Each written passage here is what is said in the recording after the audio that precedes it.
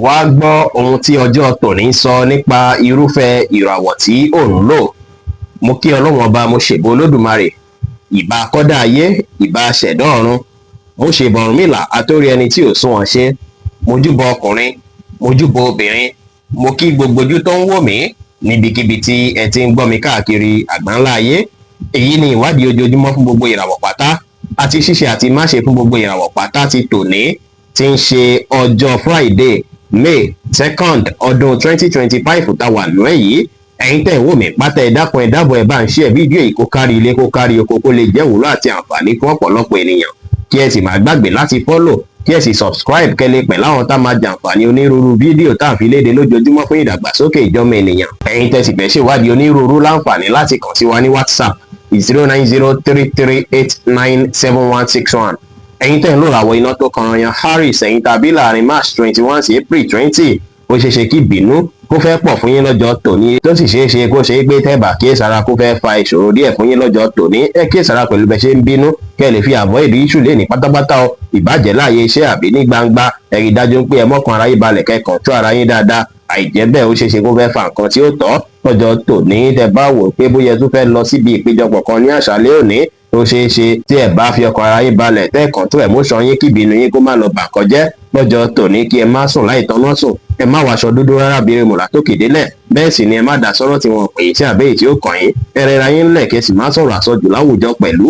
Brown jẹ́ kọ́lọ̀ tó dára jù fún yín láti wọ̀ láṣọ lónìí. Aago 3 ní ọ̀sán sí aago 4 ní ọ̀sán ni àkókò èyí tó dára jù fún yín láti fi ṣe ohun tó ṣe kókó tó ṣe pàtàkì jù nínú ìgbésí ayé yín ní ọjọ́ tòní. Ẹ̀yin tẹ́ ń lò ràwọ̀ erùpẹ̀ alámọ̀ Taurus, ẹ̀yin tàbí láàrin April 21 sí May 20, ẹ jìnnà sí gbogbo nǹkan tó dàbí ìgbà pé ẹ kówó lórí nǹkan tí ò necessary lọ́jọ́ tòní. Kẹ̀sì tún kíyèsára pẹ̀lú ọ̀rọ̀ ẹnu yín, pàápàá tẹ́ bá ń bá wọn olólùfẹ́ yín sọ̀rọ̀. Ẹ má lọ sọ̀rọ̀ tó máa jẹ́ kí ọkàn wọn bàjẹ́ tàbí tó máa mú palára bá wọn. Lẹ́nu kẹ́ kíyèsára, kí ẹ sì rí dájú pé ẹ wà gentle kí ọjọ́ tòní kí ó fi lọ síwájú. Ẹ̀ṣọ́ títọ́ ẹ̀ṣọ́ dodo láwùjọ àwọn èèyàn. Ẹ má ṣe ní ẹ̀ẹ̀kan jújú bó ṣe ẹ lọ lórí okòwò. Ẹ má ṣèlérí ohun tẹ́lẹ̀ mú ṣe fẹ́nikẹ́ni. Ẹ má kanra mẹ́nikẹ́ni lénìí pẹ̀lú. Pink jẹ́ kọ́lọ̀ tó dára jù fún yín láti wọ̀ láṣọ lónìí. Aago 2 kù ìṣẹ́jú 15 lọ́sàn-án sí aago 2 kọjá 30 ìṣẹ́jú ní ọ̀sán ni àkókò èyí tó dára jù fún yín láti fi ṣe ohun tó ṣe kókó tó ṣe pàtàkì jù nínú ìgbésí ayé yín ní ọjọ́ tòní. Ẹ̀yin tẹ́ ń lò ràwọ̀ afẹ́fẹ́ aláwàdà Gemini, ẹ̀yin tàbí láàrin May 21 sí June 21, ó ṣeé ṣe kí àwọn ìṣòro fẹ́ wọ́gbà yín ká díẹ̀ kó ti fẹ́ ṣàkóbá fún ìfọ̀kànbalẹ̀ yín, tàbí kó tún jẹ́ kí ó dàbí ìgbà pé nǹkan sun yín pátápátá. Ènìyàn ṣọjọ́ tó fi bẹ́ẹ̀ dára púpọ̀ fún yín o, ṣùgbọ́n gẹ̀mọ̀ ìpọ́jọ́ tòní náà ni gbogbo ilé ìfẹ́ fi wáyé, tí gbogbo ẹ̀ sì máa yí padà láìpẹ́ láì jìnà. Ẹ rí dájú pé ẹ̀kọrin méjì bọ́ná lẹ́ẹ̀kan ṣoṣo, kẹ́ ṣe nǹkan yín létòlétò. Tó bá ṣe yín bí ìgbà pé kẹ́ bẹ́nìyàn kan sọ̀rọ̀ nípa nǹkan tó ṣe yín, bóyá yẹn máa jẹ́ kẹ́ feel better, ẹ go ahead láti ṣe bẹ́ẹ̀, kò sí wàhálà. Ẹ má pẹ̀jú níbi ìpéjọpọ̀ kí ìpéjọpọ̀ tí ẹ bá lọ tàbí tí ẹ bá wà. Ní pàtàkì jùlọ tẹ́ bá wò pé bóyá bí òfin bẹ́ẹ̀ tẹ́yín lọ́rùn, léni kẹ́ mọ́kàn balẹ̀, kí ẹ gbà láfíà láàyè. Ẹ bá àwọn èèyàn sọ̀rọ̀ pẹ̀lú ìfẹ́, kí ẹ sì rí dájú pé ẹ fi ìgboyà ṣe ohunkóhun léni pẹ̀lú. Emerald green jẹ́ kọ́lọ̀ tó dára jù fún yín láti wọ̀ láṣọ lónìí. Aago 3 ní ọ̀sán sí aago 4 ní ọ̀sán ni àkókò èyí tó dára jù fún yín láti fi ṣe ohun tó ṣe kókó tó ṣe pàtàkì jù nínú ìgbésí ayé yín ní ọjọ́ tòní. Ẹ̀yin tẹ́ ń lo ìràwọ̀ omi agbára Cancer, ẹ̀yin tàbí láàrin June 22 sí July 22, kẹ́ máa retí ìròyìn ayọ̀ kan lọ́jọ́ tòní o. Bẹ́ẹ̀ sì ni ire owó máa dúró digbí fún yín lọ́jọ́ tòní. Gbogbo nǹkan tẹ́ bá dáwọ́ lé ẹ máa ríre gbámú lórí rẹ̀, pàápàá tẹ́ bá tẹpá mọ́ṣẹ́ dáadáa lọ́jọ́ tòní. Ẹ̀yin tẹ́ ń ṣe bísínẹ́sì, kẹ́ rí dájú pé ẹ ṣakitiyan, kẹ́ tẹpá mọ́ṣẹ́, kẹ́ rí dájú pé ẹ sa ọgbọ́n pàtàgbára yín látàrí pé gbogbo eléyìí máa jẹ́ kí ire wọlé dáadáa fún yín. Ẹ̀yin tẹ́ jẹ́ single tẹ́ ń lò ràwọ̀ yìí, ẹ máa wà very attracted sáwọn tó ṣe ń pé wọ́n jẹ́ opposite sex fún yín. Ọkùnrin máa wà attracted sóbìnrin léni, obìnrin máa wà attracted sọkùnrin léni, tí yẹn sì lè fẹ́ ràn yín lọ́wọ́ láti pàdé olólùfẹ́. Ọjọ́ tòní máa jọjọ́ tó dára púpọ̀ fún yín. Ara yín máa yá gágá, ẹ sì máa ní ìrètí pé gbogbo nǹkan máa dára léni. Ẹ má ṣàṣejù lórí ohunkóhun, kẹ́ tẹpá mọ́ṣẹ́, ẹ fọgbọ́n àtòyè tọ́lọ́ fún yín ṣe ohunkóhun léni pẹ̀lú.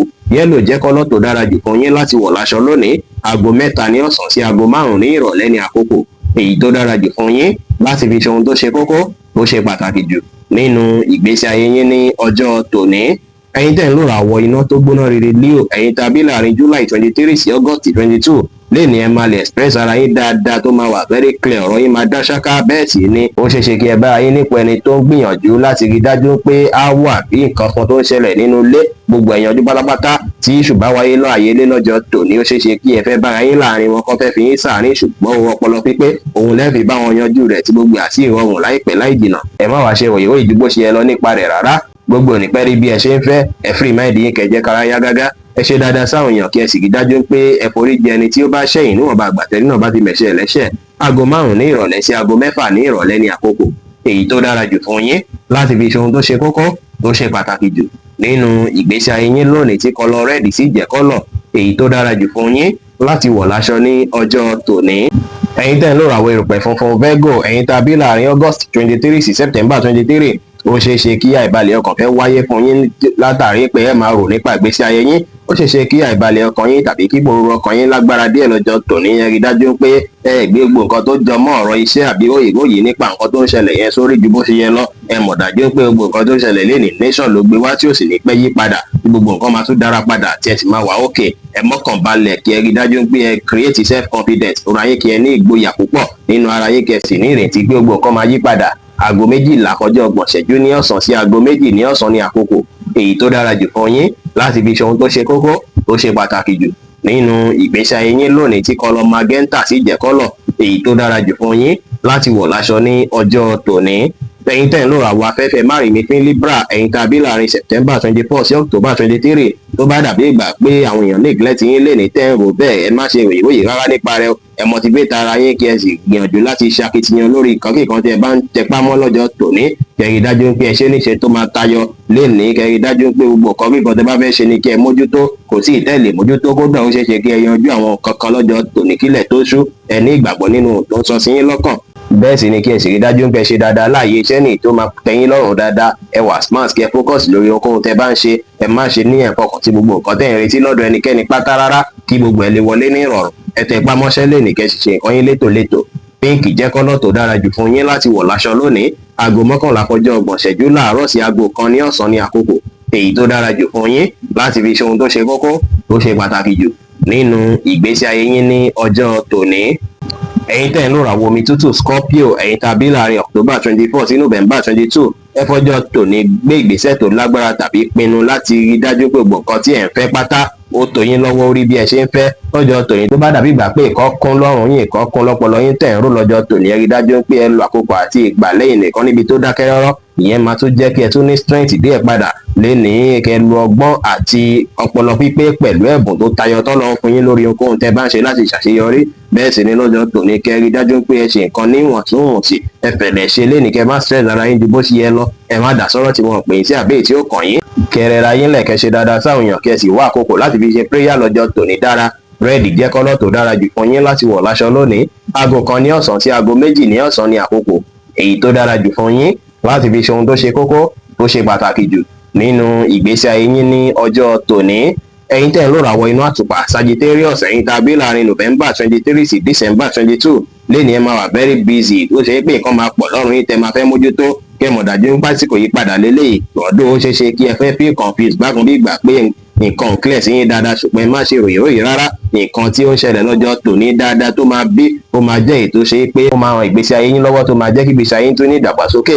Lénìí kí ẹ rí dájú pé ẹ kojú challenges èyíkéyìí tó bá jẹyọ, kò sí bó tilẹ̀ hàn kó rí, kí ẹ kojú rẹ̀, kí ẹ rẹ́dì láti ṣiṣẹ́ èyíkéyìí. Ẹ má finú tọ́yàn rárá, ẹ má gbára léèyàn rárá. Ẹ tẹpá mọ́ṣẹ́, kẹ́ rẹra yín lẹ̀, kẹ́ ṣe nǹkan yín létòlétò, kí ẹ sì fọgbọ́n àtòyé tọ́lọ́run fún yín ṣe ohunkóhun lénìí pẹ̀lú. Aago 11 láàárọ̀ sí aago 12 kọjá 30 ìṣẹ́jú ní ọ̀sán ní àkókò èyí tó dára jù fún yín láti fi ṣe ohun tó ṣe kókó tó ṣe pàtàkì jù nínú ìgbésí ayé yín lónìí, tí kọlọ white sì jẹ́ kọ́lọ̀ èyí tó dára jù fún yín láti wọ̀ láṣọ ní ọjọ́ tòní. Ẹ̀yin tẹ́ ń lò ràwọ̀ erùpẹ̀ eléruko Capricorn, ẹ̀yin tá a bí láàrin December 23 sí January 19, àwọn tó jẹ́ mọ̀lẹ́bí yín ó ṣeé ṣe kí wọ́n fẹ́ nínú ìrànlọ́wọ́ yín dáadáa lọ́jọ́ tòní, tẹ́yìn sì lè fẹ́ bí pressure díẹ̀ fún yín látàrí pé ó ṣeé ṣe kí ẹ fẹ́ take àwọn responsibility púpọ̀ lọ́jọ́ tòní. Ẹ rí dájú pé ẹ comply pẹ̀lú àwọn kan tí wọ́n béèrè, kí ẹ fi ẹ̀rín àtọ̀yàyà pàdé wọn, kẹ́ bá wọn ṣe, kẹ́ mọ̀ pé tẹ́yìn náà bá nílò nǹkan ó ṣeé ṣe káwọn mọ̀lẹ́bí yín náà kí wọ́n máa dúró tì yín nígbàkigbà. Ẹ jẹ́ kára yá gágá, ẹ má ṣàṣejù lórí ohunkóhun, ẹ má ṣe ohun tó lágbára jù ẹ̀mí yín lọ. Ẹ fìfẹ́ àtọ̀yàyà hàn sí àwọn ènìyàn, kẹ́ sì ṣe dáadáa sáwọn èèyàn lénìí pẹ̀lú. Grey jẹ́ kọ́lọ̀ tó dára jù fún yín láti wọ̀ láṣọ lónìí. Aago 8 láàárọ̀ sí aago 9 láàárọ̀ ní àkókò èyí tó dára jù fún yín láti fi ṣe ohun tó ṣe kókó tó ṣe pàtàkì jù nínú ìgbésí ayé yín ní ọjọ́ tòní. Ẹ̀yin tẹ́ ń lò ràwọ̀ afẹ́fẹ́ oníbínú Aquarius, ẹ̀yin tàbí láàrin January 20 sí February 19 lè ní ẹ máa wà very spiritual tó ṣe pé a ṣe ń bí ìgbà pé kí ẹ lọ síbi ilé ìjọsìn tàbí kí ẹ lọ ṣe ní spiritual activity lọ́jọ́ tòní. Kí ẹ rí dájú pé ẹ create time láti fi ṣe prayer látàrí pé ẹ máa wà very connected nínú spirit yín lẹ́ni tẹ́ bá ń ṣe prayer lọ́wọ́. Kí ẹ rí dájú pé ẹ kọjú sí apá àríwá mọ́ ìlà oòrùn yẹn north east side, kẹ́ kọjú síbẹ̀ lẹ́ni láti ṣe prayer. Ẹ múra dáadáa lẹ́ni kí ẹ dòrí kẹ́ ṣe dáadáa sáwọn èèyàn, kí ẹ báwọn èèyàn ṣe pẹ̀lú àwàdà àti ẹ̀rín, kẹ́ sì bá wọn ṣe pẹ̀lú ìfẹ́, kẹ́ sì wá ìrọ̀rùn láwùjọ yín pẹ̀lú. Pọ́pù jẹ́ kọ́lọ̀ tó dára jù fún yín láti wọ̀ láṣọ lónìí. Aago 7 láàárọ̀ sí aago 8 kọjá ìṣẹ́jú 15 láàárọ̀ ní àkókò èyí tó dára jù fún yín láti fi ṣe ohun tó ṣe kókó tó ṣe pàtàkì jù nínú ìgbésí ayé yín ní ọjọ́ tòní. Ẹ̀yin tẹ́ ń lò ràwọ̀ omi tí kì í ru Pisces, ẹ̀yin tàbí láàrin February 20 sí March 20, ara yín máa yá gágá, ẹ̀ sì máa ní agbára káká lọ́jọ́ tòní. Bẹ́ẹ̀ lẹ máa ní ìrètí gbogbo nǹkan ti dára lọ́jọ́ tòní. Lọ́jọ́ tòní àwọn ọkọ̀ rere máa gbà yín ká lọ́jọ́ tòní. Tí ẹ̀yin tẹ́ jẹ́ businessmen ó ṣeé ṣe kí ẹ rí àwọn ọ́fà kọ̀ọ̀kan lọ́jọ́ tòní, ṣùgbọ́n o láti rí dájú pé ríre gbogbo gbámú níbẹ̀ dáadáa, ẹ tètè ya kọbi ara sí, kẹ́ tètè ya ronú jinlẹ̀, kẹ́ tètè ya bíbí sẹ́lẹ̀ lórí. Ó ṣeé ṣe kí rí owó kó tún búrẹ́kẹ́ sí dáadáa lẹ́nìí kí ẹ tún ní ìdàgbàsókè, ṣùgbọ́n àwọn kùdìẹ̀kudiẹ díẹ̀díẹ̀ lè fẹ́ wáyé, ṣùgbọ́n kì í ṣe nǹkan tí ẹ lè wà kan tán rẹpẹtẹ nípa rẹ̀. Lọ́jọ́ tòní olólùfẹ́ yín máa fìfẹ́ tó tán hàn yín dáadáa, á sì tún wọ́n yín náà láti lo àkókò àti ìgbà pẹ̀lú mọ̀lẹ́bí lọ́jọ́ tòní. Ẹ tẹpá mọ́ṣẹ́ kẹ́ ṣe dáadáa sáwọn èèyàn, ẹ rẹra yín lẹ̀kẹ́ báwọn èèyàn ṣe pẹ̀lú àwàdà àti ẹ̀rín, kẹ́ ti wà determine lénìí. Green jẹ́ kọ́lọ̀ tó dára jù fún yín láti wọ̀ láṣọ lónìí. Aago 5 kọjá 30 ìṣẹ́jú ní ìrọ̀lẹ́ sí aago 7 ní àṣálẹ́ ní àkókò èyí tó dára jù fún yín láti fi ṣe ohun tó ṣe kókó tó ṣe pàtàkì jù nínú ìgbésí ayé yín ní ọjọ́ tòní. Bí ó ṣe jẹ́ nìyẹn fún gbogbo orúfẹ́ ìràwọ̀ méjìlá tó wà pátá. Ẹ̀yin tẹ́ ń wò mí pátá, ẹ má gbàgbé pé Ọlọ́run Ọba Olódùmarè nìkan lọ́ba tó ní ìmọ̀ jùlọ. Ẹ̀yin tẹ́ fẹ́ ṣèwádìí onírúurú, ẹ láǹfààní láti kàn sí wa ní WhatsApp 09033897161.